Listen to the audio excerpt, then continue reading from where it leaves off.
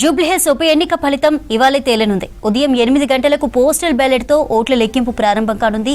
ఆ తర్వాత ఈవీఎంలలోని ఓట్ల లెక్కింపు ఉంటుంది. మొత్తం 10 రౌండ్లలో కౌంటింగ్ చేపట్టనున్నారు. గంటన్నర లోపు ట్రెండ్ తెలిసే అవకాశం ఉంది. ఇక ఉదయం 11:30 వరకు విజయం ఎవరనే దానిపై క్లారిటీ రావచ్చని ఎన్నికల అధికారులు తెలిపారు. సిట్టింగ్ ఎమ్మెల్యే మాగంటి గోపీనాథ్ మృతితో అనివార్యమైన ఈ ఉప ఎన్నికలో విజయం కోసం ప్రధాన పార్టీలు సర్వశక్తులు ఒడ్డి పోరాడాయి. ఈ నెల 11న పోలింగ్ జరగగా 48.49% ఓటింగ్ నమోదైంది. యూసఫ్గూడలోని కోట్ల విజయ్ భాస్కర్ రెడ్డి ఇండోర్ స్టేడియంలో కౌంటింగ్ ఉంటుంది. అక్కడ అధికారులు కట్టుదిట్టమైన ఏర్పాట్లు చేశారు. రాష్ట్ర ప్రధాన ఎన్నికల అధికారి సీఈఓ సుదర్శన్ రెడ్డి స్వయంగా ఏర్పాట్లను పర్యవేక్షించి ప్రక్రియ సజావుగా సాగేందుకు మార్గదర్శకాలు జారీ చేశారు. ఈ ఉప ఎన్నికలో 59 మంది అభ్యర్థులు పోటీలో ఉన్నందున 42 కౌంటింగ్ టేబుల్స్ ఏర్పాటు చేశారు. మొత్తం ప్రక్రియ గరిష్టంగా 10 రౌండ్లలో పూర్తయ్యే అవకాశం ఉందని, లెక్కింపు పనులను ఈసీ సాధారణ పరిశీలకులు పర్యవేక్షించనున్నారని, 186 మంది సిబ్బందిలో సూపర్వైజర్లు, అసిస్టెంట్లు, మైక్రో అబ్జర్వర్లని నియమించామని ఎన్నికల అధికారులు తెలిపారు. అప్డేట్స్ను ఎల్ఈడీ స్క్రీన్, ఈసీ యాప్ ద్వారా అందుబాటులో ఉంచుతామని చెప్పారు. కౌంటింగ్ సెంటర్లోకి అభ్యర్థులు, వారి ఎన్నికల ప్రతినిధులు అనుమతించిన కౌంటింగ్ ఏజెంట్లకు మాత్రమే ప్రవేశం ఉంటుందని స్పష్టం చేశారు. ఇతరులెవరికీ అనుమతి ఉండదని చెప్పారు. కౌంటింగ్ సెంటర్ పరిసరాల్లో సెక్షన్ 144 అమల్లో ఉంటుందని, ఉల్లంఘనలపై చర్యలు తప్పవని సీఈఓ హెచ్చరించారు. ఇటు జూబ్లీహిల్స్ ఉప ఎన్నిక కౌంటింగ్ కి సర్వం సిద్ధమైంది. అప్డేట్స్ అందించడానికి మా ప్రతినిధి విజయ్ శర్మ లైవ్ లో ఉన్నారు. విజయ్, ఏంటి అప్డేట్స్? చంద్రిక, కొద్దిసేపట్లో జూబ్లీహిల్స్ కు సంబంధించినటువంటి కౌంటింగ్ ప్రారంభం కానుంది. ఉదయం 8 గంటలకు కౌంటింగ్ స్టార్ట్ చేస్తారు. ప్రస్తుతం మనము కోట్ల విజయభాస్కర్ రెడ్డి ఇండోర్ స్టేడియం బయట ఉన్నాము. అయితే ఇక్కడ ప్రత్యేకంగా కూడా కౌంటింగ్ రౌండ్ బై రౌండ్ మొత్తంగా కూడా ఇక్కడ ఉండేటువంటి ప్రతి ఒక్కరు వినేలా కూడా స్పీకర్లు కూడా ఏర్పాటు చేశారు. ముందుగా పోస్టల్ బ్యాలెట్కు సంబంధించినటువంటి కౌంటింగ్ ప్రక్రియ స్టార్ట్ అవుతుంది. 59 అభ్యర్థులకు సంబంధించి పోస్టల్ బ్యాలెట్లు సపరేట్గా ఒక బాక్స్ టైప్ కూడా ఏర్పాటు చేశారు. లోపల ఏ అభ్యర్థికి ఎన్ని పోస్టల్ బ్యాలెట్లు ఓట్లు వచ్చాయి, ఎందుకంటే పోస్టల్ బ్యాలెట్కి సంబంధించి 101 వరకు ఉండడంతో తొందరగానే పోస్టల్ బ్యాలెట్ ప్రక్రియ పూర్తవుతుంది. పూర్తయిన వెంటనే మెయిన్ కౌంటింగ్ స్టార్ట్ చేయడం జరుగుతుంది.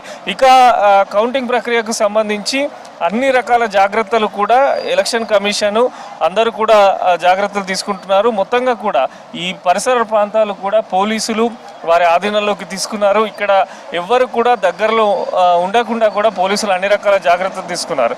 అయితే 10 రౌండ్స్ 42 టేబుల్లు కూడా ఏర్పాటు చేసడం జరిగింది. మొత్తం 186 మంది కౌంటింగ్ స్టాఫ్ కూడా లోపల ఉన్నారు. వారికి స్పెషల్ ట్రైనింగ్ కూడా ఇచ్చారు. ఎందుకంటే గతంలో వారందరూ కూడా ముందుగానే ట్రైనింగ్ తీసుకొని కౌంటింగ్ ప్రక్రియ ఎలా చేయాలి, అభ్యర్థులకు సంబంధించి వివరాలు ఎలా అందజేయాలి అనే దానిపైన కూడా అన్ని రకాల జాగ్రత్తలు తీసుకున్నారు. అయితే ఫలితాల పైన కూడా చాలా వరకు ఆసక్తి రేగుతుంది. రాష్ట్ర వ్యాప్తంగా కూడా జూబ్లీహిల్స్ ఉప ఎన్నిక బరిలో ఎవరు ఉంటారు, ఎవరు విజయం సాధిస్తారు జూబ్లీహిల్స్ ఉప ఎన్నికకు సంబంధించి అని చెప్పి కూడా ఇటు 3 పార్టీలు, కాంగ్రెస్ కానీ బీఆర్ఎస్, బీజేపీకి సంబంధించి 3 పార్టీల ప్రధాన పార్టీల అభ్యర్థులు కూడా ఎదురు చూస్తున్నారు. కౌంటింగ్ టైం దగ్గర పడుతున్న కొద్దీ నేతల్లో కూడా టెన్షన్ కనిపిస్తున్నది. పార్టీలకు సంబంధించినటువంటి లీడర్లందరూ కూడా ఈ యూసఫ్ కూడా కోట్ల విజయభాస్కర్ రెడ్డి స్టేడియం పరిసర ప్రాంతాల్లోనే ఉన్నారు. అయినప్పటికీ పోలీసులు 144 సెక్షన్ ఉంది కనుక వారెవరిని కూడా ఇక్కడ దరిదాపుల్లో కూడా రానివ్వడం లేదు. మొత్తంగా మనం ఒకసారి చూసుకున్నట్టయితే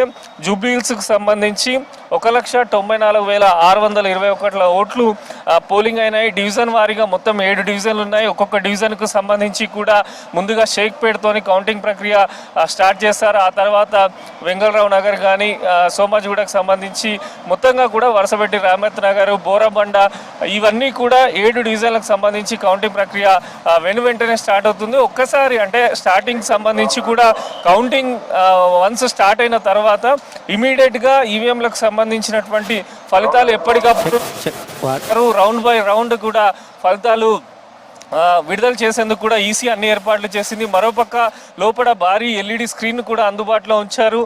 పోలింగ్ ఏజెంట్లు కానీ పార్టీకి సంబంధించినటువంటి ఒకరిద్దరు నేతలు కూడా లోపలికి వెళ్ళడం జరిగింది. ఏజెంట్లకు సంబంధించి కూడా మనం చూస్తే మాజీ ఎమ్మెల్యేలను దాదాపు కూడా ఏజెంట్లుగా నియమించారు. కౌంటింగ్ ప్రక్రియ సరళి కేవలం ఇక్కడ ఉన్న వాళ్ళే కాదు, పార్టీకి సంబంధించినటువంటి వివిధ పార్టీ ఆఫీసులలో కూడా అక్కడ ముఖ్య నాయకులు పరిశీలించనున్నారు. కాంగ్రెస్ సంబంధించిన మంత్రులు కానీ ఎమ్మెల్యేలు కానీ అదేవిధంగా ఎంపీలు కానీ ప్రతి ఒక్కరూ కౌంటింగ్ సరళిని ఎప్పటికప్పుడు పర్యవేక్షించున్నారు. దీంతోపాటు బీఆర్ఎస్కి సంబంధించినటువంటి ముఖ్య నేతలు అదేవిధంగా బీజేపీకి సంబంధించినటువంటి ముఖ్య నేతలు కూడా కౌంటింగ్ రౌండ్ ఎట్లా ఉంది, ఏ ఓట్లు వస్తున్నాయి అనే దానిపైన కూడా లెక్కింపు హడావిడి ఉందో ప్రధాన పార్టీలకు సంబంధించి కూడా అన్ని కార్యాలయాల్లో కూడా ప్రత్యేకమైనటువంటి స్క్రీన్లను ఏర్పాటు చేసుకున్నారు. ముఖ్య నాయకులు అందరూ కూడా ఆ కౌంటింగ్ సరళిని నిరంతరం కూడా పర్యవేక్షించనున్నారు. ఎందుకంటే ఓట్లకు సంబంధించి అన్ని ప్రధాన పార్టీలు కూడా హోప్స్ పెట్టుకున్నాయి.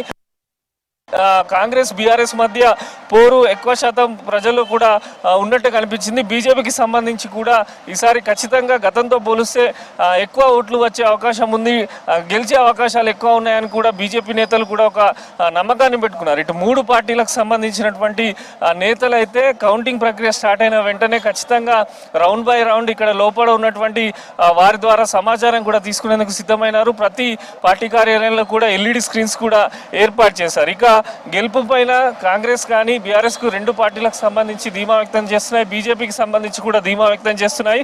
అయితే జూబ్లీహిల్స్ ఉప ఎన్నికకు సంబంధించి గతంలో ఏ బైపోల్ జరగనంత విధంగా చాలా వరకు ఉత్కంఠగా కొనసాగింది.